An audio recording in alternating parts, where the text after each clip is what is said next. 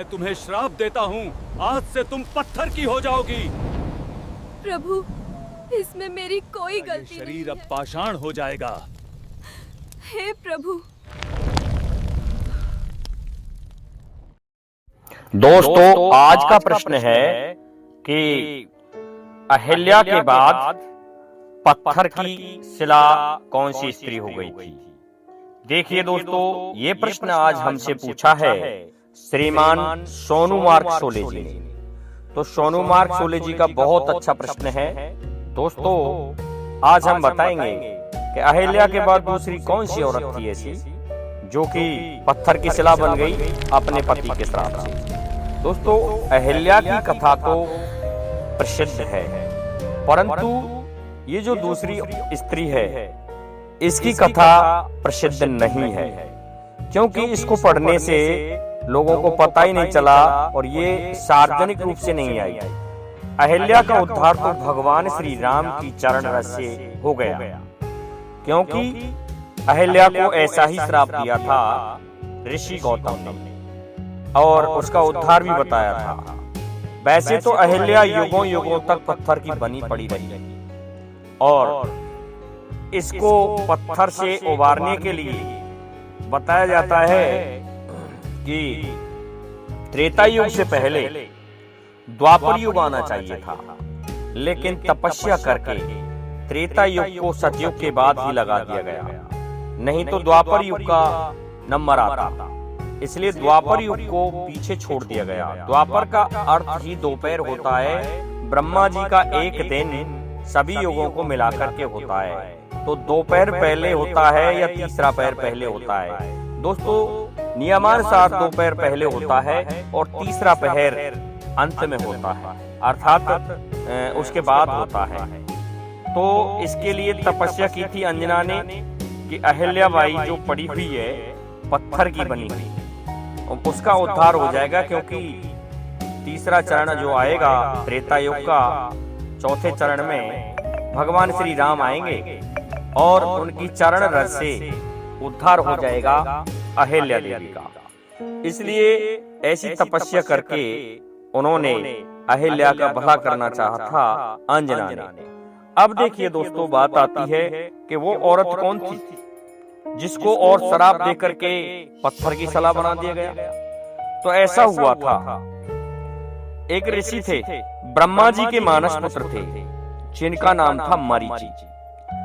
मरीच ऋषि की पत्नी मरीचि की, जिसका नाम था धर्मव्रता, अर्थात धर्म की पुत्री थी वो धर्मव्रता, और धर्मवती से उत्पन्न हुई थी, इसलिए उसका नाम धर्मव्रता रखा गया था।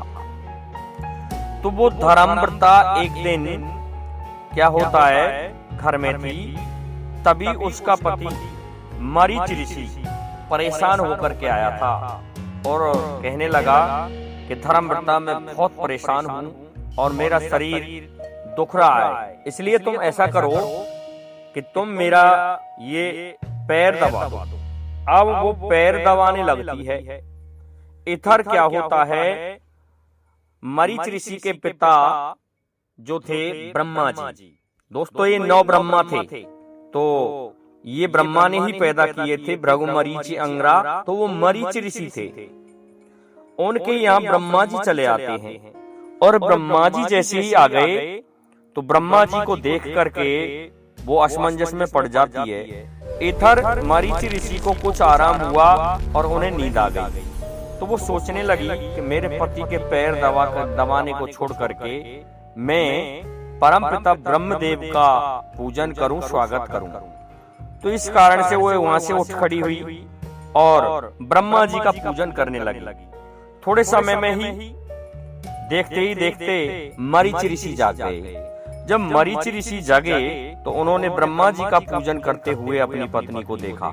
देखिए दोस्तों, ब्रह्मा जी मरीचि ऋषि के पिता ही थे, तो वो ससुर कहलाए, परंतु देवों में सर्वश्रेष्ठ और सृष्टि के रचयिता थे। इस कारण से उस धर्मव्रता ने इनका पूजन किया। इस प्रकार से देख करके ऋषि कुपित होते हैं और ऋषि ने क्या किया, श्राप दे डाला अपनी पत्नी को कि जा तू पत्थर की शिला हो जा। दोस्तों जब पत्थर की शिला होने लगी तो ब्रह्मा जी से कहने लगी, बताओ परमपिता, मेरा कोई उद्धार, मेरा कैसे उद्धार हो सकता है। इस पर ब्रह्मा जी कहने लगे कि ऐसा है देवी, तुम्हारा ये श्राप तो लगेगा तुम्हें, लेकिन इसका उद्धार निकल आएगा। ऐसा कहकर के ब्रह्मा जी चले जाते हैं और कुपित होकर के स्त्री ने भी श्राप दिया कि तुम्हें भी भगवान शिव से श्राप मिलने वाला है। ऐसा मरीच ऋषि को कह डाला धर्मव्रता ने। इधर क्या होता है कि गयासुर नाम का राक्षस था। दोस्तों जब भी असुरों में से कोई असुर श्रेष्ठ पैदा हुआ तो उसने भगवान ब्रह्मदेव की तपस्या की है। उसने तपस्या की। जब गयासुर ने इतनी तपस्या की तो क्या होता है, इंद्र आदि सभी परेशान हो गए। तभी वो सभी भाग करके ब्रह्मा जी के पास गए। ब्रह्मा जी कहने लगे इसका उपाय मेरे पास नहीं है, आप भगवान श्री हरि विष्णु के पास जाइए। तो वो ब्रह्मा जी के कहने से भगवान श्री हरि विष्णु की आराधना करने लगे और भगवान श्री हरि विष्णु ने कहा कि ऐसा है देवताओं, जाओ तुम ब्रह्मा जी से कह दो, तुम सभी मिलकर के इसको ऐसा वो मांग लो इससे जिससे कि ये कुछ करने का नहीं रहे। तो दोस्तों क्या कह दिया भगवान श्री हरि विष्णु ने कि तुम इससे मांग लो कि तुम्हारा शरीर हमें यज्ञ वेदी करने के लिए दे दो। दोस्तों दानी तो था ही, तो देवताओं ने गयासुर से उसका शरीर यज्ञ वेदी हेतु मांग लिया गया। अब दोस्तों उसके शरीर पर, उसके सर पर बैठा करके यज्ञ वेदी बना दी गई। और यज्ञ वेदी कब बनाई गई, उसने वरदान में मांगा था कि हे प्रभु, मैं ऐसा पवित्र तीर्थ स्थान बन जाऊं जिसमें सभी देवताओं का निवास हो। अब दोस्तों जो यज्ञ की आहुति होती है, यज्ञ होता है, उसमें सभी देवताओं का निवास होता है। तो तथास्तु कह दिया। इस कारण से उसको यज्ञ वेदी बना दिया गया कि तुम यज्ञ वेदी बनोगे तभी तुम्हारे यहाँ निवास हो सकता है, सभी की आहुति लग जाएगी। अब दोस्तों उस पर ब्रह्मा आदि सभी देवताएं आकर के और यज्ञ वेदी करने लगते हैं उसके शरीर पर। तो जब अंतिम आहुति जिसे देते हैं उस आहुति के समय गयासुर हिलने लगा।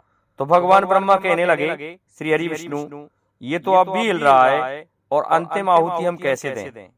दोस्तों भगवान श्री हरि विष्णु ने कहा कि इसके सर पर एक ऐसी शिला रख दो और उस शिला को रखने से आप उस पर बैठ जाइए, तब ये हिलेगा नहीं और अंतिम आहुति दीजिए। और मेरी भी एक गदाधर मूर्ति वहां स्थापित कर दीजिए। लेकिन दोस्तों फिर भी हिलने लगा। लेकिन देखिए दोस्तों क्या मांगा था उस स्त्री ने, वो उसी समय अग्नि में समर्पित होकर के तपस्या करने लगी। और जब भगवान श्री हरि विष्णु प्रकट हुए तब क्या हुआ, उसने कहा कि ऐसा है देवी, आप पत्थर की तो बनोगी लेकिन आपका शीघ्र ही उद्धार हो जाएगा और आप जो शिला बनोगी उस पर सभी देवता अपनी पत्नियों सहित निवास करेंगे। तो दोस्तों उस शिला को रख दिया गया उस गयासुर के सर पर और फिर हिलने लगा। तो भगवान श्री हरि विष्णु, माता लक्ष्मी सहित पधारे, सभी देवता पधारे और उस पर आकर के विराजमान हो गए। और तब जाकर के ब्रह्मदेव द्वारा उस यज्ञ की अंतिम आहुति दी गई। तो दोस्तों ये जो यज्ञशाला होती है, यज्ञ वेदशाला, इसमें सभी देवताओं का निवास होता है, सभी देवताओं की आहुतियां दी जाती हैं। तो ये गयासुर के शरीर से यज्ञ वेदशाला का निर्माण हुआ था, जो कि आप जानते हैं उसमें जो आहुति देते हैं। तो ये रही कथा दोस्तों गयासुर वाली। और ये स्त्री धर्मव्रता थी जो कि अहिल्या के बाद अपने पति के श्राप से पत्थर की शिला हो गई। और उसका उद्धार हुआ या नहीं हुआ ये आप देख लीजिए। वो आज भी शिला है, इसका मतलब उसका कोई उद्धार नहीं हुआ, फिर भी पवित्र तीर्थ जरूर है जो यज्ञ वेदशाला है। तो देखिए दोस्तों ये कथा इस प्रकार से है। तो दोस्तों आज के लिए इतना ही काफी है। जय हिंद, जय भारत, जय जय श्री राधे, जय जय श्री राम।